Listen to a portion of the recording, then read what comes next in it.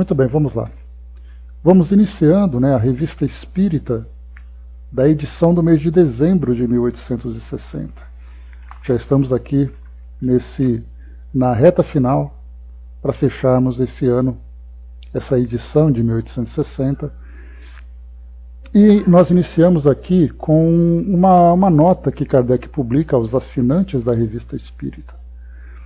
E ele traz uma reflexão sobre o papel da própria revista para aqueles que são os seus leitores, Então ele diz assim para nós: isso é bastante importante, porque assim a gente tem um entendimento maior de qual era o propósito da Revista Espírita e qual é para nós também o próprio objetivo do nosso estudo sobre esse material. Então ele diz assim: 3 anos de existência devem ter sido suficientes para os leitores desta revista reconhecerem o pensamento que preside à sua redação. E a melhor prova de que tal pensamento tem a sua anuência está no constante aumento do número de assinantes, consideravelmente acrescido neste último período. Mas o que para nós é infinitamente mais precioso são os testemunhos de simpatia e satisfação que diariamente recebemos. Seu sufrágio é um encorajamento para prosseguirmos em nossa tarefa, trazendo ao nosso trabalho todos os melhoramentos cuja utilidade a experiência nos mostrar. Como no passado, continuaremos o estudo racional dos princípios da ciência do ponto de vista moral e filosófico, sem negligenciar os fatos. Mas quando citamos os fatos, não nos limitamos a uma simples narração, divertida, talvez, mas certamente estéril, se a eles não se junta a pesquisa das causas e a dedução das consequências. Por isso nos dirigimos às pessoas sérias, que não se contentam em ver, mas que antes de tudo querem compreender e dar-se conta do que vem.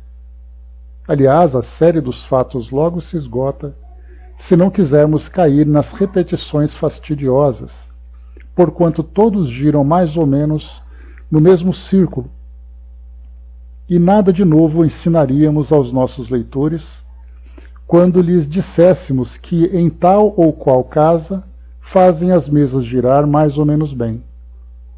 Para nós os fatos têm outro caráter. Não são histórias, mas temas de estudo. E os mais simples em aparência, muitas vezes podem dar lugar às mais interessantes observações. É a mesma coisa que ocorre na ciência comum, em que um pezinho de erva encerra para o observador tantos mistérios quanto uma árvore gigante. Eis porque, nos fatos, consideramos muito mais o lado instrutivo que o divertido, e nos prendemos aos que nos pedem, aos que nos podem ensinar alguma coisa, independente de sua maior ou menor estranheza. Apesar do número considerável de assuntos de que já temos tratado, estamos longe de haver esgotado a série de todos aqueles que se ligam ao Espiritismo, porque quanto mais se avança nessa ciência, mais o horizonte se amplia. O que nos restam por examinar fornecerão material por muito tempo ainda, sem contar as notícias mais recentes. Há muitas que adiamos propositadamente, a fim de somente abordá-las à medida que o estado dos conhecimentos permita compreender melhor o seu alcance. Assim, por exemplo, abrimos hoje maior espaço às dissertações espíritas espontâneas, porque as instruções que encerram, na maioria, podem ser muito mais bem apreciadas do que numa época em que apenas se conheciam os primeiros elementos da ciência. Outrora teriam sido julgadas apenas do ponto de vista literário, deixando passar despercebidos uma porção de pensamentos úteis e profundos, porque tratavam de pontos ainda desconhecidos ou mal compreendidos. A diversidade dos assuntos não exclui o método, e a desordem é apenas aparente, pois cada coisa tem seu lugar justificado. A variedade repousa o espírito, mas a ordem lógica auxilia a inteligência. O que nos esforçamos por evitar, é fazer de nossa revista uma coletânea indigesta. Certamente não temos a pretensão de fazer uma obra perfeita, mas esperamos pelo menos que seja levada em conta a nossa intenção. Então aqui nesse ponto, bom dia Fabi, então aqui nesse artigo, Kardec lança aos assinantes uma reflexão sobre o papel da revista, colocando para nós aqui que a ciência é interessante, como ele coloca. Continuaremos o estudo racional dos princípios da ciência do ponto de vista moral e filosófico. Então não apenas desvendar o que causa aquilo, mas por que aquilo foi causado. Quais as consequências dessa causa. Então por isso a gente vai vendo, né, que o fenômeno em si de comunicação, ele acaba certamente deslumbrando aqueles que assistem e veem de um modo superficial. Mas quando nós olhamos atentamente, nós começamos a compreender ali uma série de elementos que dizem respeito à existência do espírito, seu modo de pensar, seu modo de ser, o porquê daquilo tudo ter acontecido. Enfim, são várias questões que vão surgindo a partir dessas comunicações, ou desses fenômenos, né, que Kardec vai registrando. E um outro ponto que ele coloca também aqui de grande importância é com relação ao tempo de publicação do material, quando ele diz assim que muita coisa foi deixada ali suspensa, né? Por exemplo, ele coloca há muitas, que ele diz assim, as notícias, né? Há muitas que adiamos propositadamente, a fim de somente abordá-las à medida que o estado dos conhecimentos permita compreender melhor o seu alcance. Então agora ele dá mais espaço para essas dissertações espíritas, que nós lemos com tanta frequência, isso porque 3 anos após o lançamento da revista, já que fim de quase já o 4º ano da publicação do Livro dos Espíritos, foi tempo suficiente para que os leitores, e até mesmo aqueles que se consideravam agora como espíritas, passassem então a olhar, depois de 4 anos de estudos, né, ou aqueles que se dedicavam naqueles tempos que foram correndo, a compreender os fundamentos da doutrina. Falar, por exemplo, sobre a imortalidade do espírito, falar sobre a continuidade da vida no mundo espiritual, sobre as mudanças que o espírito vai sofrendo a partir do momento em que ele vai se desenvolvendo moralmente, ou o tempo que ele demora para poder passar por essa transformação, as comunicações que chegam para nós de espíritos que trazem mensagens de cunho filosófico para nossas reflexões. Tudo isso, então, só pode ser devidamente abordado a partir do momento em que nós temos essa base. Porque, do contrário, um espírito que traz uma comunicação não passa para nós do que um filme de terror ou um filme de comédia, em que nós ali ficamos entretidos naquela leitura sem que tiremos uma conclusão. Agora, depois desse tempo todo, quando nós então nos desenvolvemos, as mensagens que chegam, não apenas que são vistas, né, desse lado de entretenimento, mas também de curiosidade. Como, por exemplo, né, quem é o assinante daquela mensagem? De que modo que aquela mensagem foi recebida?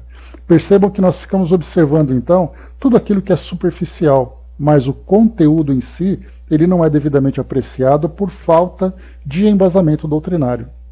Então Kardec foi muito cuidadoso, e lembrando que essas mensagens, né, de grande interesse, elas não foram recebidas apenas nos últimos tempos.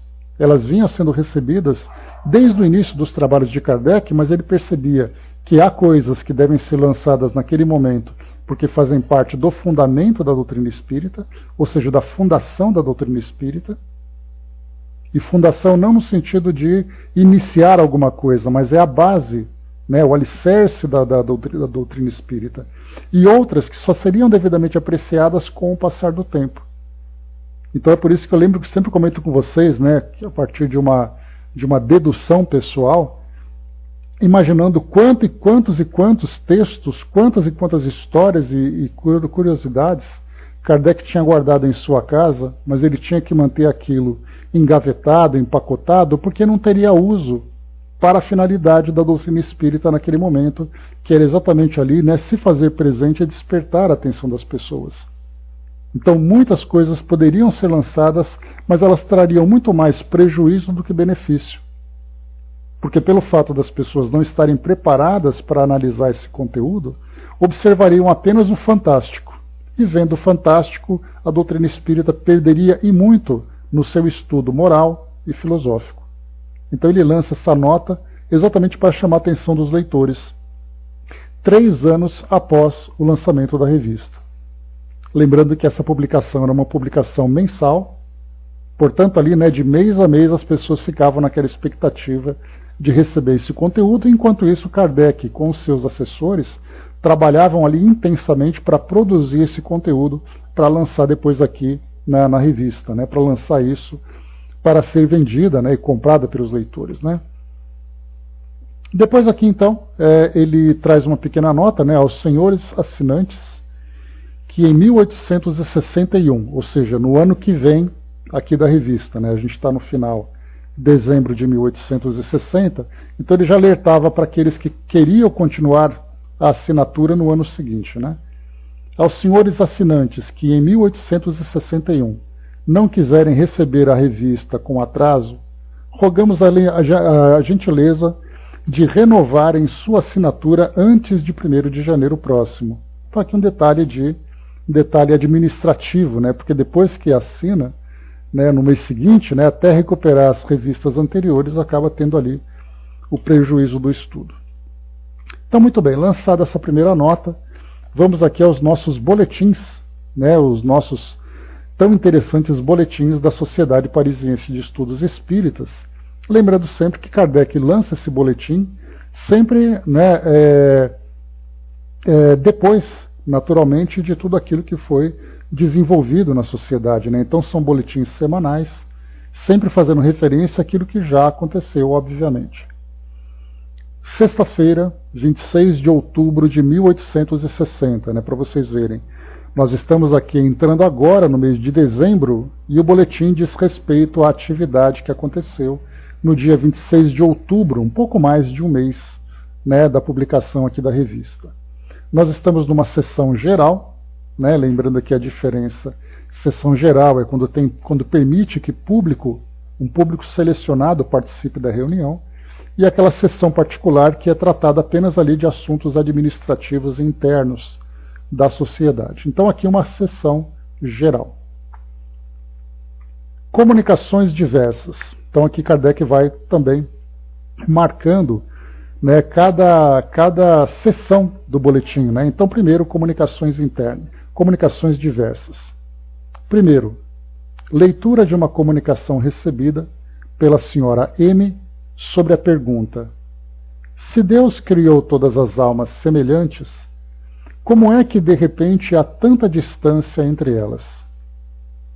Então aqui a comunicação recebida sobre essa pergunta. Vamos ver se Kardec vai publicá-la no dia seguinte, nas próximas edições. Segunda comunicação. Leitura de várias comunicações recebidas pelo Sr. P, médium de Sanse. Uma assinada por Homero apresenta um fato notável que pode ser considerado como uma prova de identidade: a revelação espontânea do nome Melesigênio, sob o qual Homero era primitivamente designado. O nome era desconhecido para o médium. Só para a gente poder, acabei me esquecendo aqui de preparar, Homero, ele foi aquele poeta grego que ele viveu aqui, deixa eu pegar a data dele, que ele viveu no ano de 928 a.C. e desencarnou em 898 depois de Cristo. Então aqui a gente vai regredindo. Então ele tinha ali 30 anos de idade quando ele desencarnou, produzindo todo esse material. Foi ali autor de A Ilíada, de Odisseia, inclusive ele foi mencionado também lá na Divina Comédia, que Dante Alighieri teve aquele sonho, que ele então visitou essas esferas do mundo espiritual. E foi Homero que era o guia de Dante naqueles 3 ambientes, no céu, no inferno e no purgatório. Então a gente vê, né, em 1860, Homero, que tinha vivido antes de Cristo, estava se manifestando. Aí, claro que a gente não vai conseguir entrar nesse mérito para saber exatamente se durante esse período de quase 2000 anos, quase não, né? Deixa eu ver, 1000 anos aqui, 900 antes de Cristo, depois mais quase 2000, são quase 3000 anos, né?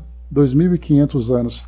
Se Homero permaneceu esse tempo no plano espiritual, ou se ele teve várias reencarnações e se manifestou com essa identidade, que era uma das identidades que ele teve, ou das personalidades que ele assumiu nas suas diversas encarnações. Então não sabemos, mas de qualquer forma aqui o interessante que Kardec coloca é que ele assinou com esse Melisigênio, que era um nome que primitivamente era designado.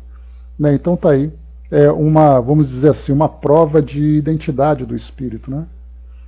André colocou nisso que pensei, fica difícil aceitar, ou se é alguém chamado Homero.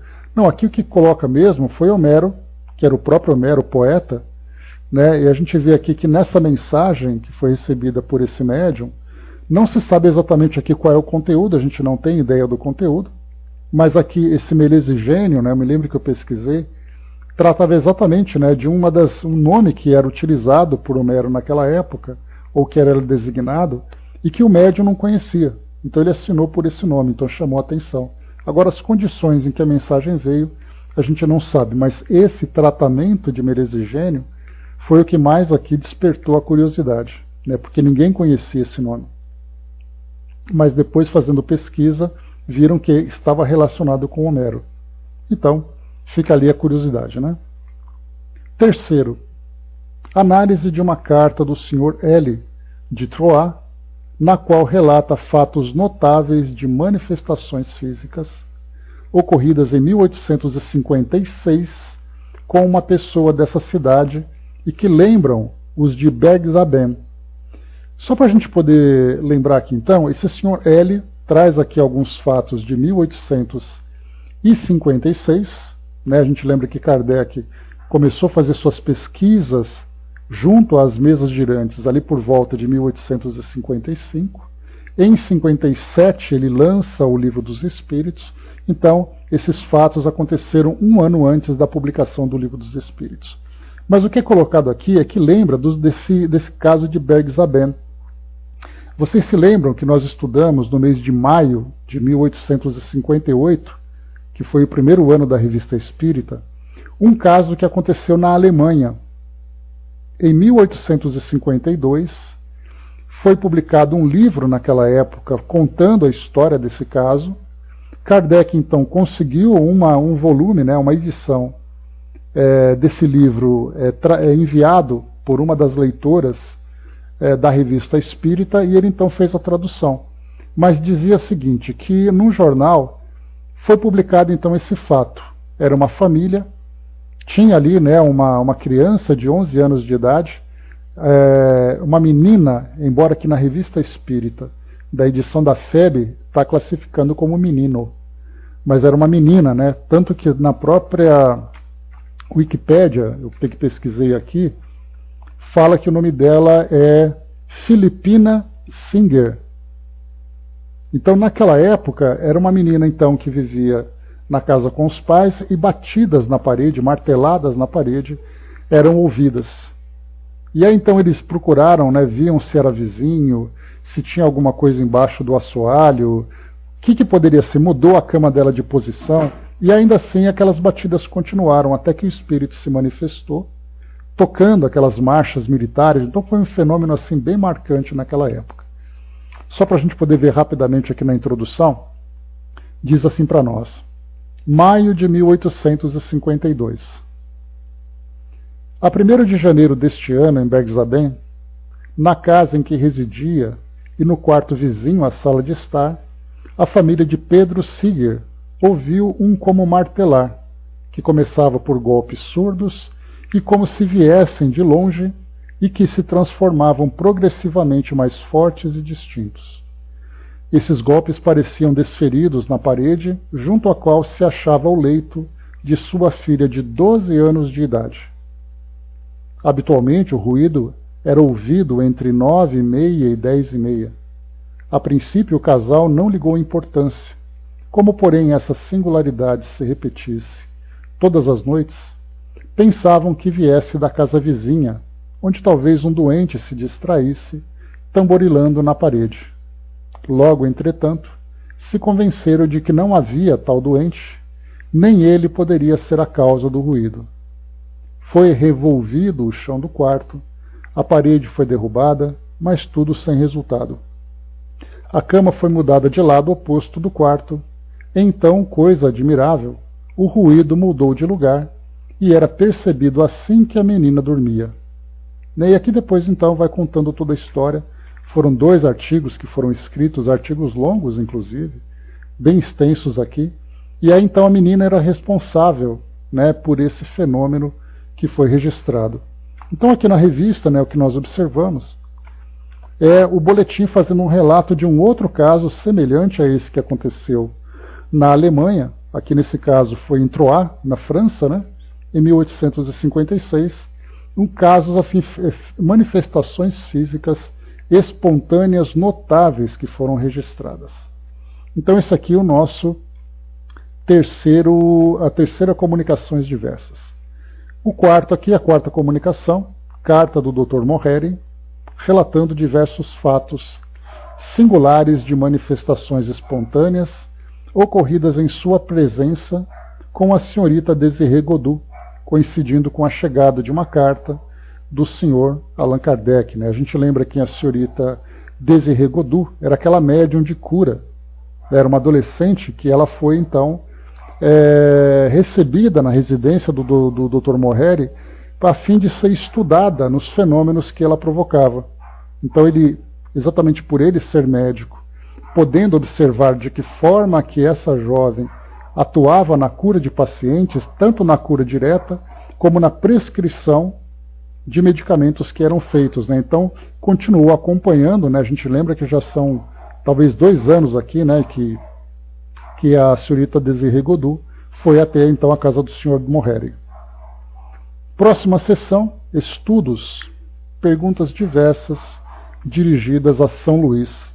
Mais uma vez aqui mostrando também a grande preocupação que Kardec tinha com relação a dúvidas doutrinárias que eram apresentadas, mas depois também certificadas, né, com São Luís, que se apresentou como sendo o presidente espiritual da Sociedade Parisiense de Estudos Espíritas.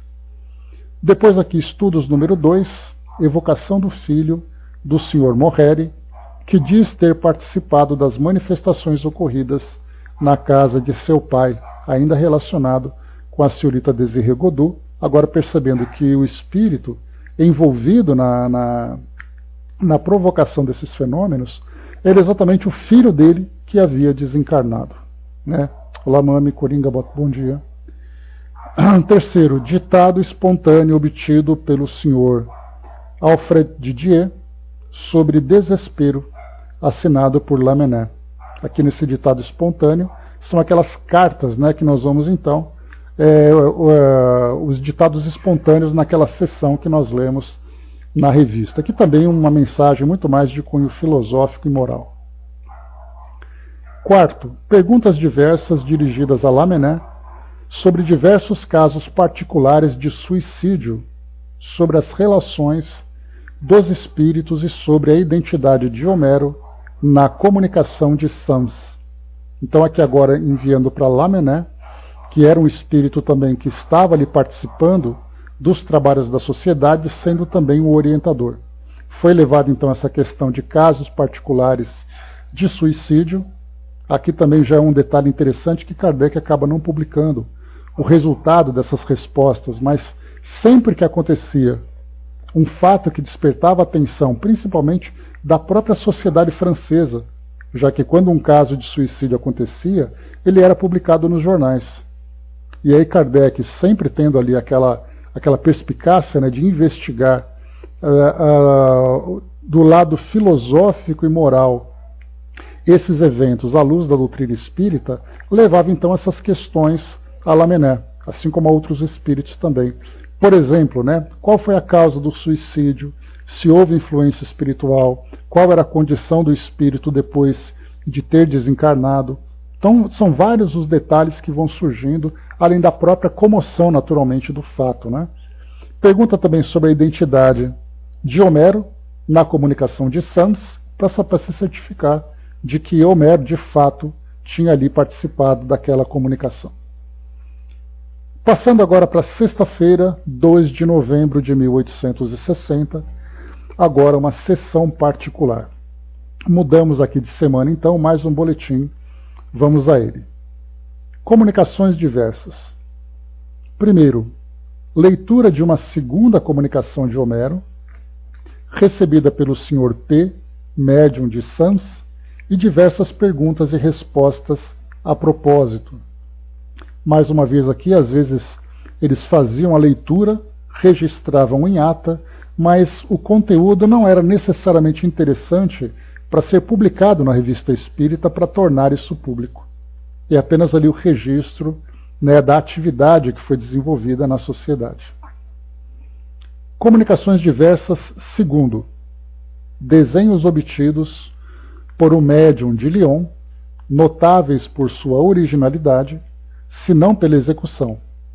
Interrogado a respeito, São Luís diz que os desenhos têm o seu valor, porque realmente são do espírito, mas não têm significação muito precisa, pois o médium e o espírito ainda não estão bem identificados um com o outro. Acrescenta que o médium, com o tempo, poderá tornar-se excelente. E aqui também, embora seja só uma nota registrada no boletim, traz para nós algo interessante, o tempo que um espírito demora para se identificar com o médium. Nós já tivemos, por exemplo, relatos, né, do Chico com relação a André Luiz, Joana com relação ao Divaldo, Camilo com relação ao Raul Teixeira. Né, o próprio Raul conta, né, que durante muito e muito tempo ele começou então a psicografar mensagens e mais mensagens. Até que um espírito veio e disse: agora você pega tudo isso e joga fora, porque agora você vai começar a trabalhar. E ele tentando, né, poxa, mas não dá para guardar, tem tanta coisa bonita aqui, tanta coisa bacana, né? E a resposta foi: tudo isso que você fez foi para treinar. E no caso do Divaldo nós tivemos também, no próprio filme conta isso, né?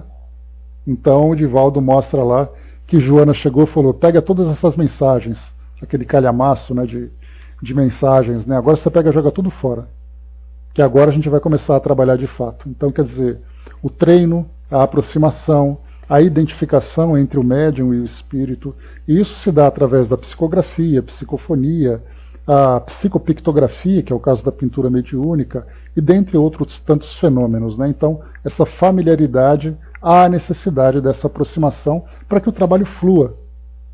Agora, claro que nós temos ali aqueles contatos que vão surgindo de um modo quase que momentâneo, né? O espírito vem, traz a comunicação depois é divulgada e tudo mais. Agora, quando é um trabalho mais extenso, há a necessidade dessa ligação e até mesmo de uma maior disciplina por parte do médium junto ao espírito, para que aquele trabalho tenha continuidade. Porque do contrário, né, esperando que o médium apenas fique à disposição em determinados dias de trabalhos mediúnicos dentro da instituição, acaba sendo um trabalho muito moroso, né? Então, são diversas formas que os espíritos trabalham. Estudos. Próxima sessão, então, estudos. Primeiro, perguntas dirigidas a São Luís. Primeira pergunta, sobre a fórmula de afirmação para a identidade dos espíritos. A gente lembra que lá no livro dos médiuns, Kardec coloca, né, sobre a identificação dos espíritos, sobre a identidade dos espíritos. Segunda pergunta, sobre o papel do homem na moralização dos espíritos imperfeitos. Aí a gente vai falar sobre as influências espirituais, a conduta do encarnado, auxiliando no desenvolvimento do desencarnado, quando ele se mostra imperfeito, enfim. Terceiro, sobre a aparição dos espíritos na forma de uma chama.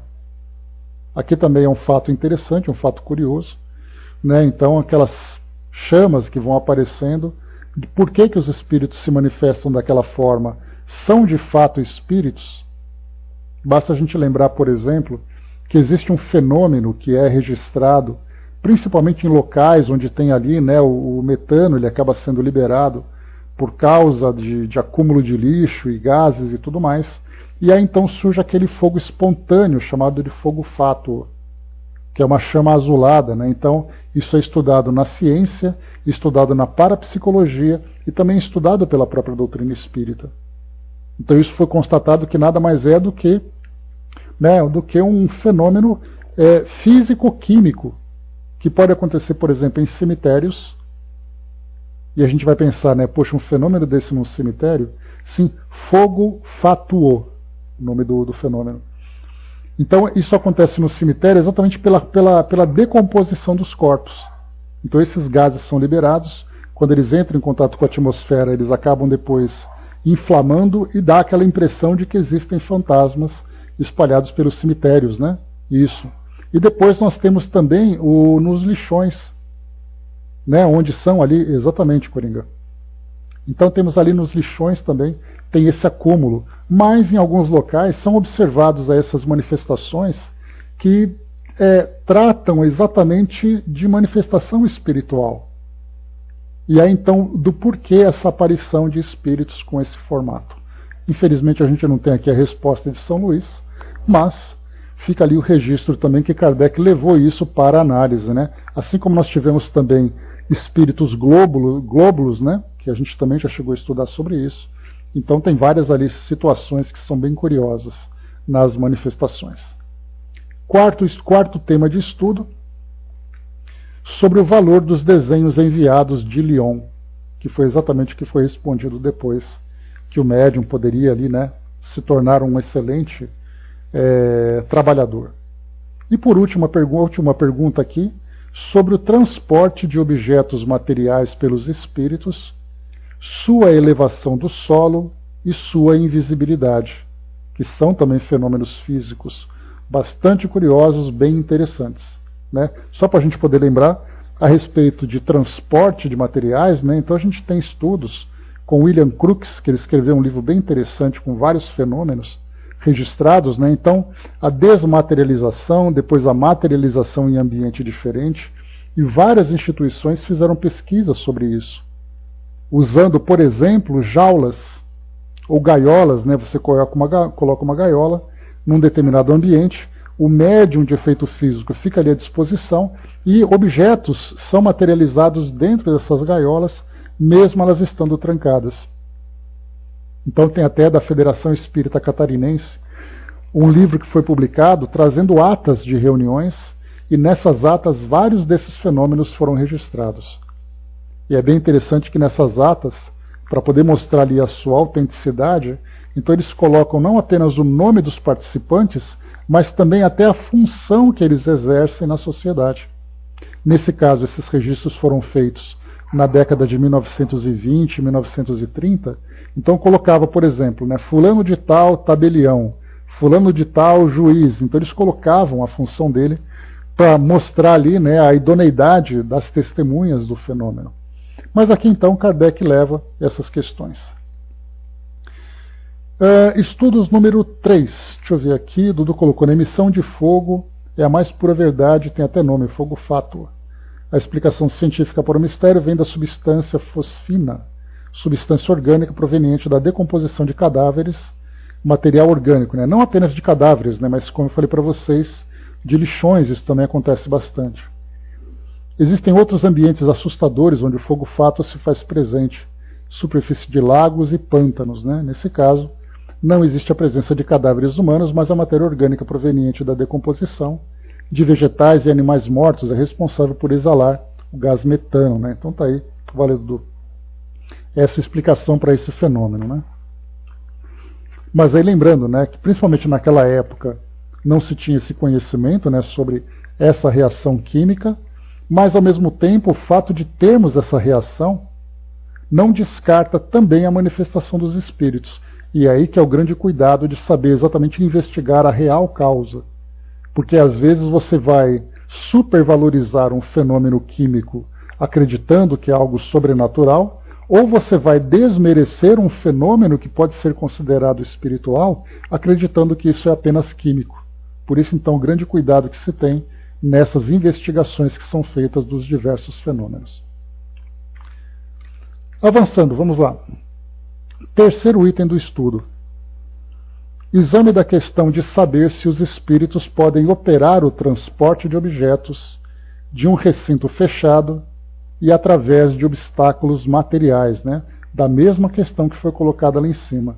Tem até um fato interessante que foi registrado nos jornais, que aconteceu naquela região de Foz do Iguaçu, que eles atribuíam esse fenômeno exatamente por ser uma região que foi ali, né, foi ali uma região, o teatro, né, de muitos combates da Guerra do Paraguai. Então supunham ali que muitos espíritos estavam ligados àquela região. E um jornal da época registrou que um pneu de caminhão acabou aparecendo dentro de um quarto no andar de cima de uma residência. Quando eles foram observar ali, esse pneu não tinha como passar pela porta e nem pela janela, já que era com escadas, né, muito estreitas que tinham ali. Então eles classificaram isso como um fenômeno de poltergeist, né, que o próprio nome também trata disso, né, como tradução, falando de um espírito, né, batedor, de um espírito brincalhão, enfim, e tem até relação, né, com esses fenômenos de grandes movimentações de objetos, né, essas movimentações sobrenaturais, né. Mas aqui então Kardec coloca também essa questão, né, de operar esse transporte de objetos para entender como isso é feito, de que forma que o espírito atua, qual é exatamente o alcance do espírito para a provocação desse fenômeno. Então são essas dúvidas que foram tiradas junto a São Luís, né? Ou eles estavam examinando ali também. Seguindo aqui com o nosso boletim, professor, o Sr. L, aquele Sr. L, né, que nós vimos ali, daquele fenômeno de Bergsaben, o Sr. L faz observar que tais questões se prendem aos fenômenos das manifestações físicas, com as quais a sociedade não deve ocupar-se. Tá? Bom trabalho aí, Coringa. Então, aqui nesse caso, nós temos aqui dessas manifestações da sociedade, que a sociedade não deve se ocupar com isso. Exatamente porque a doutrina espírita, no seu aspecto científico, filosófico e moral, quando se trata de manifestações físicas, muitas vezes se acha que isso vai fazer com que os trabalhos sejam direcionados apenas para o espetáculo. Então o Sr. L coloca que essas manifestações físicas de transporte não deveria ser estudado pela sociedade. Apenas ali o lado filosófico das comunicações e tudo mais. Mas quando ele coloca isso gerou um debate, que foi colocado o seguinte: o presidente, nesse caso Kardec, responde que a pesquisa das causas é um ponto importante, que se liga diretamente ao estudo da ciência e entra no quadro dos trabalhos da sociedade. Todas as partes da ciência devem ser elucidadas. Outra coisa é ocupar-se dessas pesquisas teóricas ou fazer da produção dos fenômenos objeto exclusivo, como acontece em muitos grupos, né? Eles se satisfazem apenas em produzir os fenômenos. Grupos que se juntam, por exemplo, para falar de transcomunicação instrumental, utilizando objetos utilizando instrumentos, né, para registrar a presença dos espíritos. Mas aí fica aquela pergunta: e daí? O que fazer com esses fenômenos em si? Quando se fala sobre materialização de espíritos, né, a gente teve até aquele documentário que foi produzido e divulgado pela Netflix, que falava sobre o mundo além da vida. Ou melhor, a vida além da morte. A vida além da morte. E eram 6 episódios falando sobre lembranças de existências anteriores, sinais dos desencarnados, falava sobre trabalhos de cura, e mostrou uma universidade na Holanda, ou um instituto na Holanda, que era considerado como se fosse uma faculdade de mediunidade. E muitas pessoas se inscreviam ali daquela região da Europa ou da América do Norte para poder aprender a ser médium. E ali então foi observado que os fenômenos eram muito mais de curiosidade do que ou com o objetivo de ter ali uma função realmente útil. Mas Kardec coloca então, né, que você analisar os fenômenos a partir da perspectiva da ciência e da filosofia espírita é muito válido, contrariando o Sr. L., que disse que, né, que sugeriu ali que a sociedade não deveria se ocupar. E continua aqui. Aliás, acrescenta, podemos referi-lo a São Luís, rogando dizer-nos se considera a discussão que acaba de ocorrer como tempo perdido. São Luís responde: estou longe de encarar vossa conversa como inútil. Aqui não deu para entender bem se falava se era o debate que estava tendo ali na hora, né? Se era útil ou se não era útil estudar sobre o fenômeno ou sobre o fenômeno em si. Quarto item de estudo, evocação de Charles Nodier, é solicitado a continuar o trabalho começado. Responde que lhe dará continuidade na próxima vez. Lembra a solenidade do dia num belo ditado espontâneo. Atendendo a um pedido, dita uma breve prece própria para a circunstância. Depois aqui então um texto, né, uma observação final dessa edição do boletim. É feito um apelo geral, sem designação especial, aos espíritos sofredores que possam estar presentes, convidando-os a se manifestarem. O espírito de um homem altamente colocado em vida, falecido há 2 anos, apresenta-se espontaneamente e, por sua linguagem ao mesmo tempo simples e digna, testemunha os bons sentimentos de que se acha agora animado e o pouco caso que faz das grandezas humanas. Responde com complacência e benevolência às perguntas que lhe são feitas.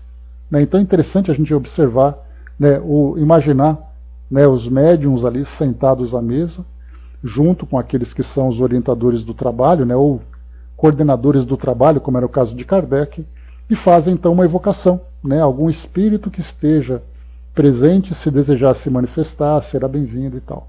E aí então o espírito se manifesta e aí começam a conversar com ele. Né, aqui Kardec não fala se a conversa foi através da psicografia ou da psicofonia, lembrando que a maioria, né, das manifestações vinham através da psicografia, exatamente porque era um trabalho que precisava de registro. Então esse registro vinha exatamente através do texto. Mas foi mencionado também aqui espíritos que se manifestavam através da psicofonia. E nesse caso eles tentavam então fazer uma transcrição daquilo que o espírito disse. Hoje nós temos gravadores, filmadoras, né? Fica tudo mais fácil, mas naquela época as coisas eram feitas à mão. Próximo boletim, sexta-feira, 9 de novembro de 1860, sessão geral. O Sr. Allan Kardec faz algumas observações sobre o que foi dito na última sessão concernentes às manifestações físicas. A gente vê como esse assunto rendeu lá, né? Se vale, se não vale estudar, se a sociedade deve ou não se ocupar com esse trabalho e tudo mais. A respeito, lembra a instrução dada por São Luís no mês de novembro de 1858 quanto ao objetivo dos trabalhos da sociedade. Essa instrução está assim formulada. Então o texto de 1858 diz assim São Luís: zombaram das mesas girantes, jamais zombarão da filosofia, da sabedoria e da caridade que brilham nas comunicações sérias. Elas foram o limiar da ciência. É nela que, entrando, devem ser deixados os preconceitos, como se deixa um casaco. Não posso senão vos estimular a fazer de vossas reuniões um centro sério. Que alhures façam demonstrações físicas, vejam, ouçam, mas que entre vós haja compreensão e amor. Que pensais ser os olhos dos espíritos superiores quando vos fazeis girais ou levantar uma mesa? Escolares. Passará o sábio seu tempo a recordar o ABC da ciência? ao passo que, vendo que investigais as comunicações sérias, considerar-vos-ão como homens em busca da verdade. São Luís então assina. E depois Kardec complementa aqui nessa própria reunião, aqui agora do mês de novembro de 1860. Não está aqui, senhores, acrescenta o Sr. Allan Kardec, um admirável programa traçado com essa precisão, essa simplicidade de palavra que caracterizam os espíritos verdadeiramente superiores? Que entre vós haja compreensão, isto é, que devemos aprofundar tudo para nos darmos conta de tudo. Que entre vós haja amor, isto é, que a caridade e uma mútua benevolência sejam o objetivo de nossos esforços, ao lado que nos deve unir, a fim de mostrar pelo nosso exemplo o verdadeiro objetivo do Espiritismo.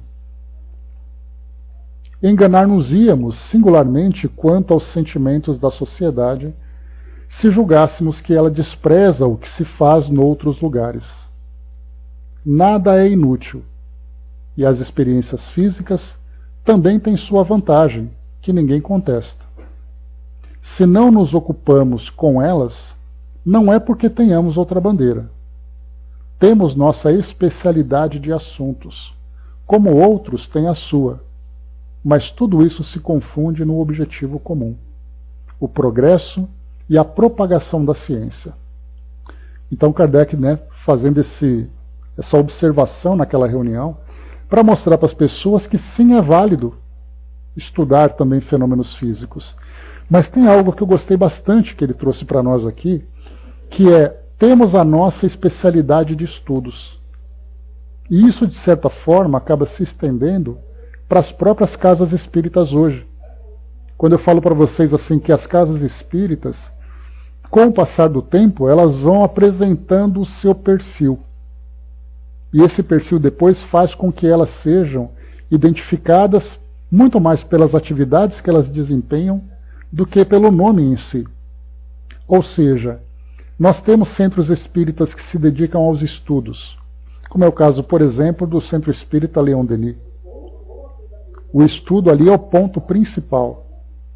Quando nós falamos no trabalho feito pelo Frei Luiz, onde nós temos ali desde trabalhos de desobsessão, de atendimento aos espíritos, até também de fenômenos físicos. Quando a gente pega, por exemplo, o trabalho do Centro Espírita Nosso Lar, Casas André Luiz, aqui em São Paulo, um trabalho muito forte no lado social, tanto na parte de assistência social, como na parte também hospitalar. O Dudu colocou Centro Espírita Ibirajara, também a mesma coisa. Então, assim, claro que não são todos, tem centros que trabalham de um modo mais, vamos dizer assim, centros espíritas genéricos. E esses genéricos não é um termo pejorativo, mas são ali as diversas atividades, a parte social, a parte mediúnica, a parte de estudos e assim de cura também, cada uma tem ali o seu perfil. No caso, o Hermes lembrou também ali muitos estudos no Bezerra de Menezes, lá em Porto Alegre. Então a gente tem centros espíritas de cura, que tem grupos pessoas, aquelas caravanas que vão. No caso, por exemplo, lá de Uberaba, no trabalho do Chico, a gente lembra assim que o perfil dela era de assistência às pessoas que tinham ali perdido entes queridos, e a comunicação dos espíritos se dava com muita frequência. Por isso, então, as pessoas, embora ali o estudo fosse oferecido, como a gente tem acompanhado, tanto no livro Chico Xavier Pede Licença, como na Era do Espírito, como Astronautas do Além, onde são registrados ali os textos recebidos em decorrência dos estudos que são feitos, as pessoas não iam lá para estudar. Eu acho que é interessante que a orientação ofereça para essas pessoas o estudo, mas o objetivo delas irem para lá era para receber psicografia. Então caravanas e mais caravanas eram montadas para poder ir para lá. Então assim a gente vê que cada grupo espírita vai tendo o seu perfil de trabalho. Então essa é uma parte muito bacana da gente ver do que acontece nas nossas atividades.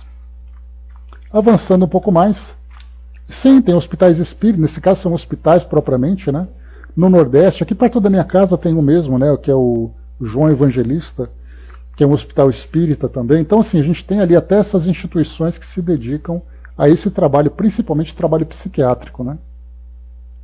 Mas por isso que eu gostei dessa questão que Kardec colocou, que nesse caso, né, a sociedade, temos nossa especialidade de estudos. Qual era a especialidade de estudos da sociedade? Era exatamente ali formar a base filosófico-moral e também científica do Espiritismo, que se lançava, que surgia naquela época. Mas isso quer dizer, o fato de você ter um perfil onde você concentra os esforços para desenvolver suas atividades, não quer dizer que você não tenha oportunidade também de experimentar ou de vivenciar outras tarefas. Também pode acontecer. Só que o foco principal dos estudos, da formação dos trabalhadores, da forma como a divulgação é feita, né, vem ali e traça exatamente essa especialidade das instituições.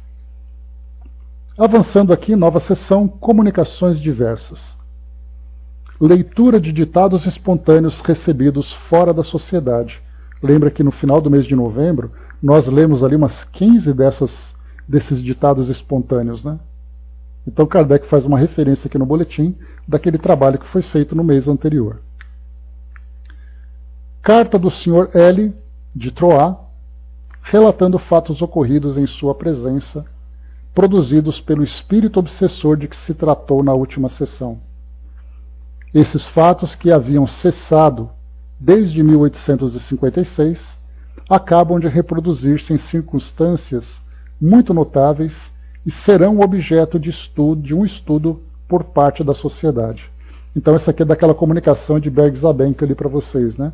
Bergzaben aconteceu em 52 na Alemanha e esse em Troyes em 56. Então ele fala aqui da semelhança da manifestação dos espíritos através de batidas e tudo mais, o que lembrou, de certa forma, as irmãs Fox, lá em 1848, nos Estados Unidos.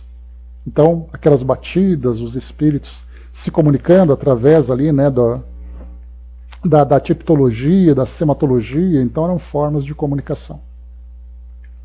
Estudos. Perguntas diversas sobre obsessão, sobre a possibilidade de reproduzir por daguerreotipia a imagem das aparições visíveis e tangíveis, sobre as manifestações físicas do Sr. Squire, eu acho que é esse o nome que está aqui. Esse daguerreotipia é como se fosse gráfica, né? O trabalho feito de impressão de jornais. É bem interessante isso aqui também. Depois, segunda pergunta. Perguntas sobre o espírito que se manifesta em Troyes, especialmente sobre os efeitos magnéticos produzidos nessa circunstância. Então aquele assunto também continua rendendo. Terceiro, 5 ditados espontâneos são obtidos por 4 médiuns diferentes. Desses ditados, né, são aqueles que são lidos na sessão de comunicações espontâneas dos espíritos. E o quarto e último aqui, evocação do espírito perturbador de Troyes. Esse espírito revela uma das mais baixas naturezas. Olha só, hein? Então aqui não sei se Kardec vai trazer para nós alguma coisa a respeito dele, mas fica aqui então um espírito que mostra ali, né, aquele intuito de trazer um processo obsessivo, seja por vingança, seja por agressividade, seja por apenas perturbação mesmo. Então, enfim, uma das mais baixas naturezas. A gente lembra que um espírito que se manifestou com muita violência lá na sociedade foi o trabalho, aquela mensagem do espírito de Castaneu d'Arry. Né? Então, nesse caso, era um espírito que trazia uma violência muito grande, mas muito mais pelo estado em que ele se encontrava. Né? Durante muito tempo, quase 200 anos, preso naquela condição, então ele era um espírito muito desequilibrado. Aqui não, aqui mostra um espírito com uma das mais baixas naturezas, ou seja, o caráter do espírito era um caráter violento. Né? Então esse aqui foi o final do nosso boletim.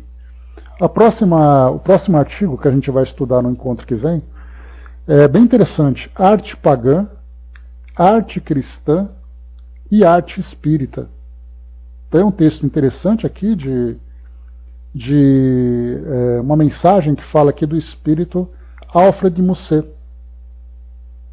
que foi dirigido a ele então essa questão sobre as diversas manifestações artísticas, se quem inspirou quem, e de que forma que a gente poderia dizer se a arte espírita seria uma evolução.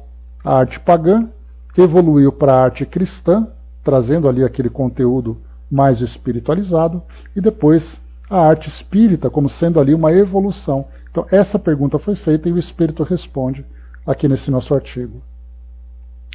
O Hermes trouxe para nós ali, né, o daguerreótipo consiste em uma imagem única e positiva, formada diretamente sobre a placa de cobre, revestida com prata e seguida e polida e sensibilizada por vapores de iodo, depois é exposta na câmara escura. A imagem é revelada por vapores de mercúrio e fixada por uma solução salina, né? Então está ali, né, o processo em si, que é bem interessante, né? Então isso foi analisado também da perspectiva espírita, que seria uma forma de gravura, né, que os espíritos poderiam produzir. A Angelina colocou: nos hospitais espíritas o estudo da doutrina e o objetivo principal para o atendimento ao público, né? Então fazem o tratamento de cura, mas ao mesmo tempo levam o estudo. Em Uberaba a psicografia é o ponto principal das pessoas, mas o estudo é oferecido. Temos trabalhos sociais para as pessoas, mas o estudo também é oferecido. Sempre o estudo, né? Fabi trouxe para nós aqui uma mensagem. Muito obrigado pela participação aqui conosco. Vamos lá, diz assim para nós: queridos irmãos, muita paz. Como sempre, é muito gratificante ao meu coração estar aqui com vocês. Estudar a doutrina espírita é estudar a vida sob uma perspectiva muito maior. Nosso querido Allan Kardec procurou olhar e compreender os fatos narrados nos jornais, não sob a luz da visão humana, muito estreita ainda, por maior que seja o conhecimento do leitor sobre tudo que há. Por isso Kardec levava aos espíritos essa análise, resultando em tanto estudo e principalmente reflexões para nós. Reflexões que precisamos trazer para o nosso dia a dia, para o nosso coração, para cada uma de nossas atitudes e pensamentos. Treinemos nosso olhar para olhar as narrativas dos jornais, as postagens nas redes sociais, as pessoas, as histórias que temos conhecimento, enfim, tudo o que nos chega como nosso codificador fazia. Quais as verdadeiras causas? Quais as reais consequências? O que os espíritos dizem? O que Jesus dizia? E principalmente, como usar essas reflexões em favor do nosso crescimento aqui, talvez, né? Kardec orava pelos infelizes espíritos protagonistas das tragédias estudadas. E nós? Fazemos uma prece para as tristezas que vemos na TV? Perdemos horas do dia julgando e comentando fatos que não conhecemos, nem mesmo as causas imediatas.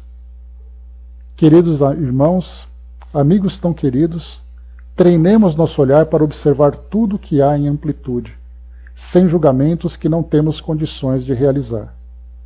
Procuremos refletir, aprender e procurar ser úteis, ainda que com uma prece sincera em favor de todos os envolvidos. Façamos assim e equilibrados, sem nos envolver em energias tristes e perturbadoras. Calemos as críticas. Colaboremos como pudermos com a harmonia geral.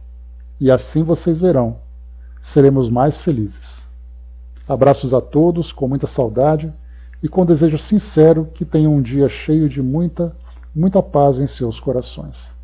Poxa, muito obrigado, né? Uma mensagem muito reflexiva para nós, né? Porque é exatamente o que a gente sempre pensa, né? Olharmos as notícias, observarmos os fatos que acontecem à nossa volta, sem nos deixarmos envolver pela tragédia em si, mas observarmos sempre a manifestação divina a manifestação de Deus nesses eventos. Nós estudamos ontem, por exemplo, sobre, lá na Era do Espírito, sobre provas e tragédias que acontecem no nosso mundo. Né? E a gente acabou exatamente olhando por essa perspectiva.